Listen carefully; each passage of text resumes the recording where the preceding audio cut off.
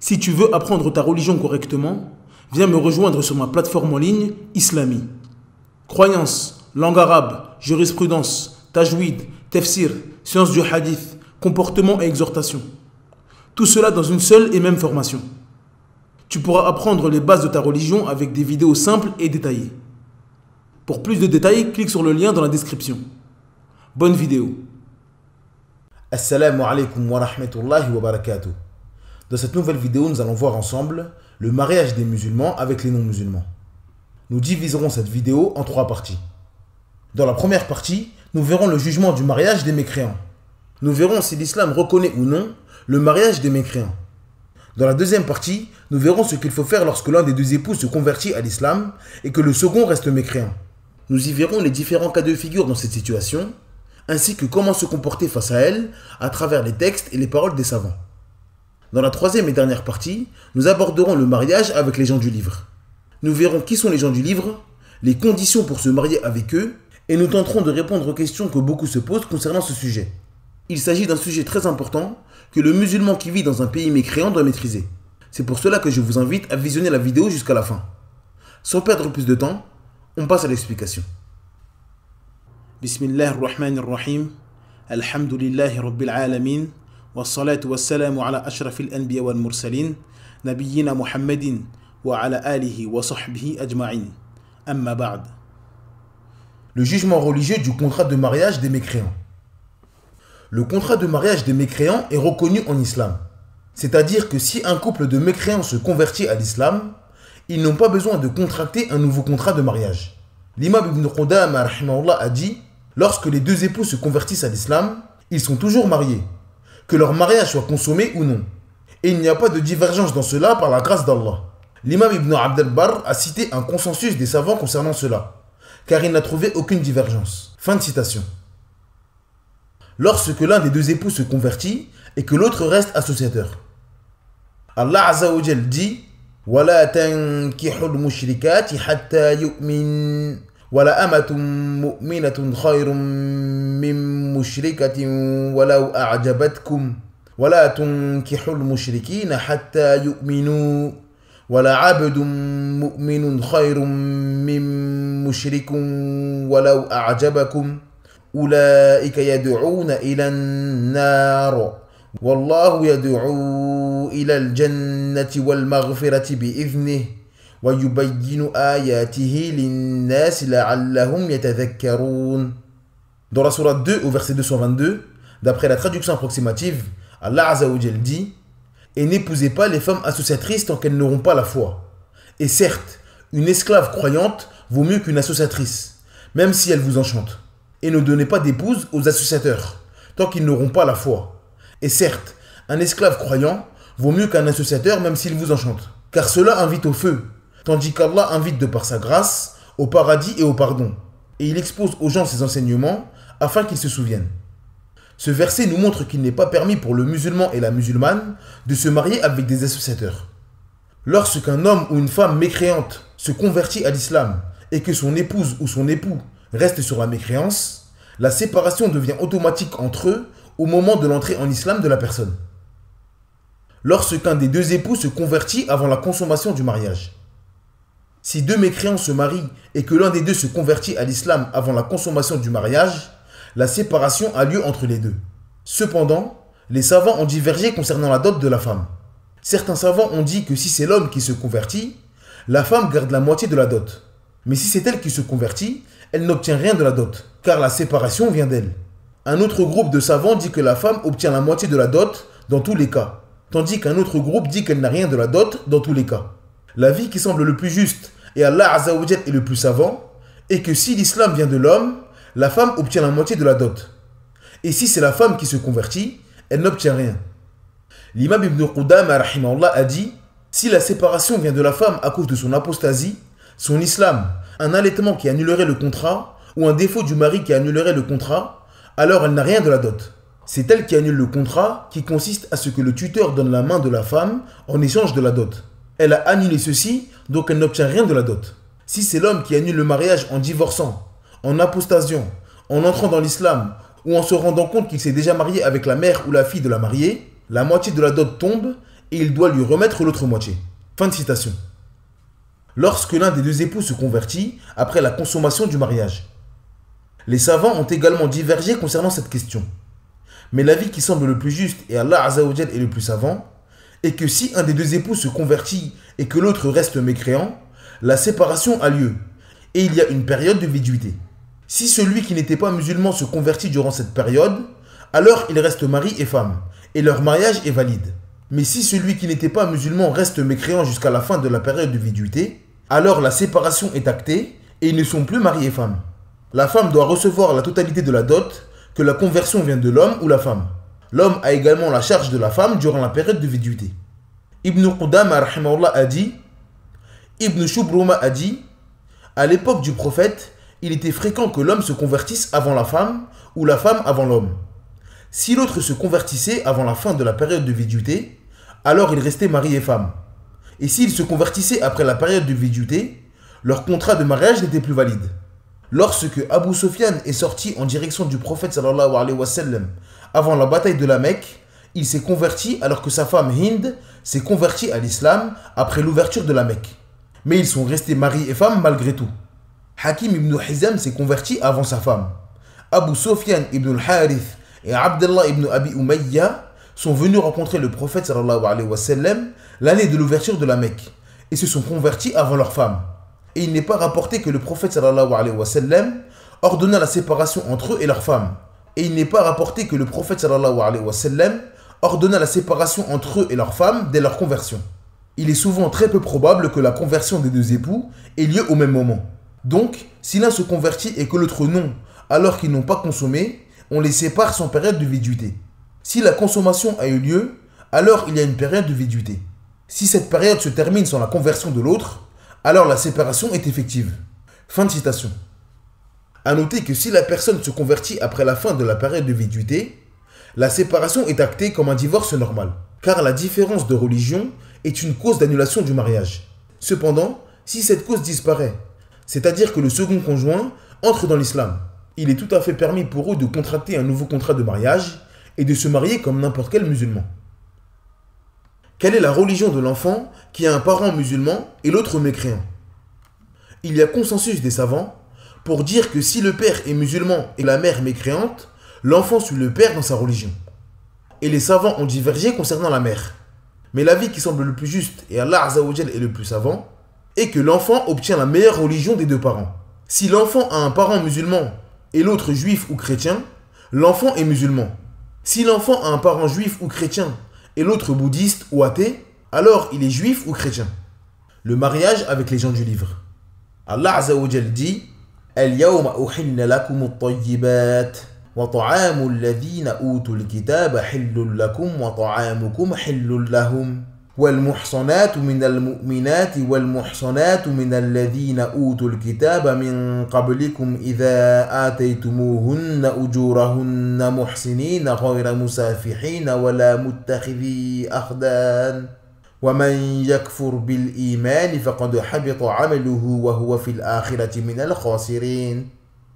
Dans la sourate 5 au verset 5, d'après la traduction approximative, Allah Azza wa Jal dit: vous sont permises aujourd'hui les bonnes nourritures. Vous est permise la nourriture des gens du livre, et votre propre nourriture leur est permise. Vous sont permises les femmes vertueuses d'entre les croyantes, et les femmes vertueuses d'entre les gens qui ont reçu le livre avant vous. Si vous leur donnez leur dot avec contrat de mariage, non en débauché, ni en preneur d'amante. Et quiconque abjure la foi, alors vaine devient son action, et il sera dans l'au-delà du nombre des perdants. Allah a interdit aux croyants de se marier avec les associateurs et les mécréants. Dans ce noble verset, Allah Azza wa Jal accepte une catégorie de mécréants. Il s'agit des gens du livre. Il est permis pour le musulman de consommer leur viande égorgée et de se marier avec leurs femmes. Qui sont les gens du livre? Les gens du livre sont les juifs et les chrétiens. Ils sont appelés ainsi car ils ont reçu un livre de la part d'Allah Azza wa Jal. La Torah pour les juifs et l'Injil pour les chrétiens. Leur statut est donc différent des mécréants qui n'ont pas reçu de livre ou ceux qui ne croient plus en leur livre, tels que les bouddhistes, les athées ou les apostats. Comme nous l'avons dit sur les vidéos de la définition du mot juif et chrétien, il ne fait aucun doute que les juifs et les chrétiens soient des mécréants et des associateurs. Et cela était déjà le cas à l'époque du prophète Mohammed sallallahu alayhi wa sallam. Ils avaient déjà dévié de la voie du prophète Moussa alayhi salam et du prophète Isa alayhi salam. Et leurs livres avaient déjà été falsifiés par leurs rabbins et leurs moines. Mais malgré cela, Allah Azza wa Jal autorisa aux musulmans de manger leur viande égorgée et de se marier avec leurs femmes. Le mariage d'une musulmane avec un juif ou un chrétien. Il n'est pas permis à une croyante de se marier avec un mécréant, qu'il fasse partie des gens du livre ou non. Et cela par consensus des savants. L'imam Shafi'i rahimahullah a dit: les croyantes sont interdites aux associateurs en toutes circonstances, qu'ils soient associateurs des gens du livre ou non, car il n'est pas permis pour un associateur d'avoir autorité sur un croyant. Et je ne connais personne qui diverge dans cela. Fin de citation. Ibn Qudama rahimahullah a dit: il y a consensus sur l'interdiction du sexe de la croyante pour le mécréant. Fin de citation. Cheikh al-Islam ibn Taymiyyah rahimahullah a dit: il y a consensus de la communauté que le mécréant n'hérite pas du croyant et qu'il ne se marie pas avec la croyante. Fin de citation. Le mariage du croyant avec une femme des gens du livre. Comme nous l'avons dit précédemment, il est permis pour le croyant de se marier avec une femme des gens du livre. Cependant, il n'est pas correct de dire que le croyant peut se marier avec une femme des gens du livre de manière absolue. Il y a des conditions qu'il faut absolument respecter pour que le croyant puisse se marier avec une femme des gens du livre. La première condition est la chasteté. Il est interdit pour le musulman ou la musulmane de se marier avec une femme ou un homme qui est connu pour la fornication, la perversion et qui fréquente des hommes ou des femmes.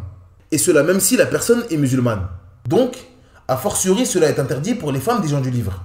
Allah Azza wa Jal dit: وَمَنْ لَمْ يَسْتَطِعْ مِنْكُمْ طَوْلًا أَنْ يَنْكِحَ الْمُحْصَنَاتِ الْمُؤْمِنَاتِ فَمِنْمَا مَلَكَتْ أَيْمَانُكُمْ مِنْ فَتَيَاتِكُمُ الْمُؤْمِنَاتِ وَاللَّهُ أَعْلَمُ بِإِيمَانِكُمْ بَعْضُكُمْ مِنْ بَعْضٍ فانكحوهن بإذن أهلهن وآتوهن أجورهن بالمعروف محصنات غير مسافحات ولا متخذات أخدان.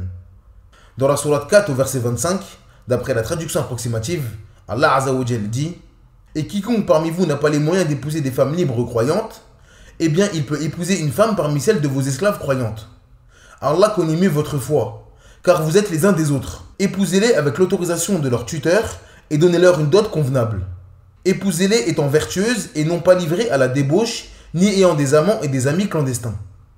Allah Azza wa Jal dit: الزاني لا ينكح إلا زانية أو مشركة والزانية لا ينكحها إلا زان أو مشرك وحرم ذلك على المؤمنين. Dans la sourate 24 au verset 3, d'après la traduction approximative, Allah Azza wa Jal dit: le fornicateur n'épousera qu'une fornicatrice ou une associatrice. Et la fornicatrice ne sera épousée que par un fornicateur ou un associateur. Et cela a été interdit aux croyants. Ibn Kathir rahimahullah dit à propos de ce verset venant d'Allah nous informe que le fornicateur ne peut avoir de rapport sexuel qu'avec une fornicatrice ou une associatrice. C'est-à-dire que seule une fornicatrice désobéissante pourrait faire un tel acte, ou une associatrice qui ne voit aucun mal à cela. Fin de citation. La négation dans ce verset montre l'interdiction formelle aux croyants ou à la croyante d'épouser une femme ou un homme connu pour la fornication. A noter que cela ne concerne pas le croyant qui s'est repenti auprès d'Allah Azza wa Jal de son péché. Nous parlons ici de celui qui a encore les deux pieds dans la fornication. En résumé, si une femme des gens du livre est connue pour avoir fréquenté des hommes durant sa vie, il n'est pas permis aux croyants de se marier avec cette femme. Ne pas délaisser sa religion. Il n'est pas permis pour le musulman de se marier avec une musulmane qui a délaissé sa religion et qui est désobéissante. Donc, a fortiori, il n'est pas permis pour lui de se marier avec une femme qui en réalité ne fait pas partie des gens du livre.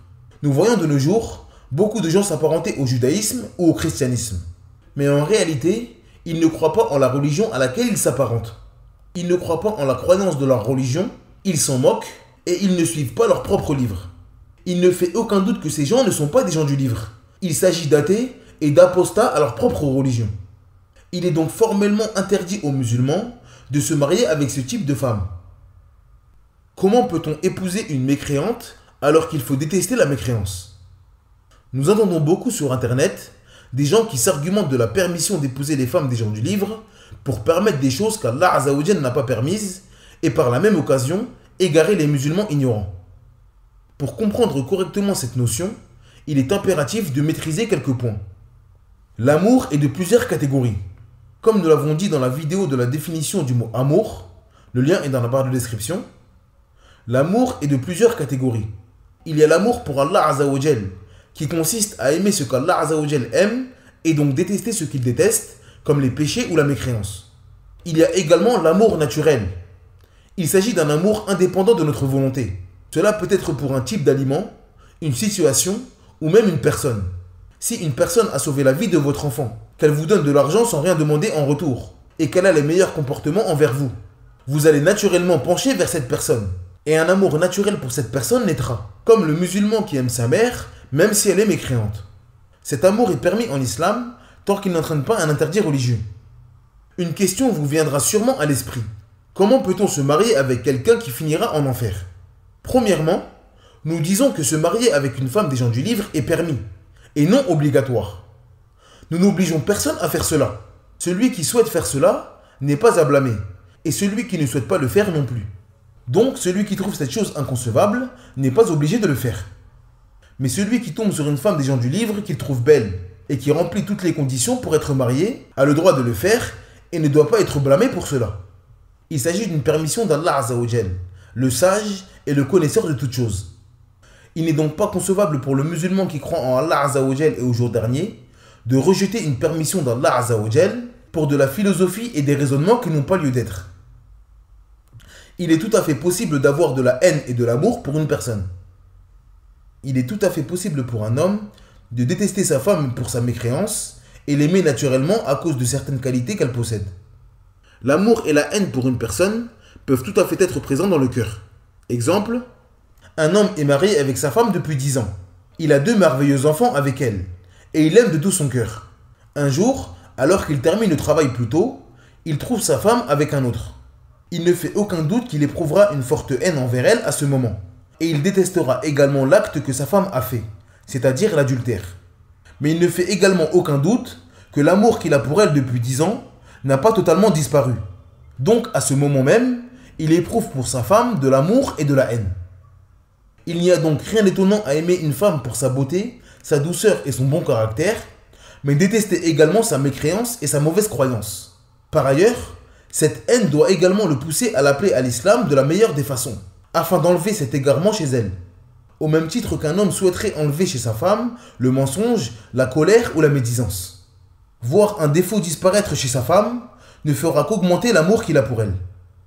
Cette vidéo est maintenant terminée. Merci de l'avoir suivi jusqu'à la fin. N'hésitez pas à télécharger le PDF de cette explication. Le lien est dans la barre de description. N'oubliez pas de vous abonner à la chaîne et d'activer la cloche de notification afin de ne rater aucune vidéo. En attendant, je vous dis Assalamu alaikum wa rahmatullahi wa barakatuh. Subhanakallahumma bihamdik. Ashhadu an la ilaha illa ant. Astaghfiruka wa atubu ilaik.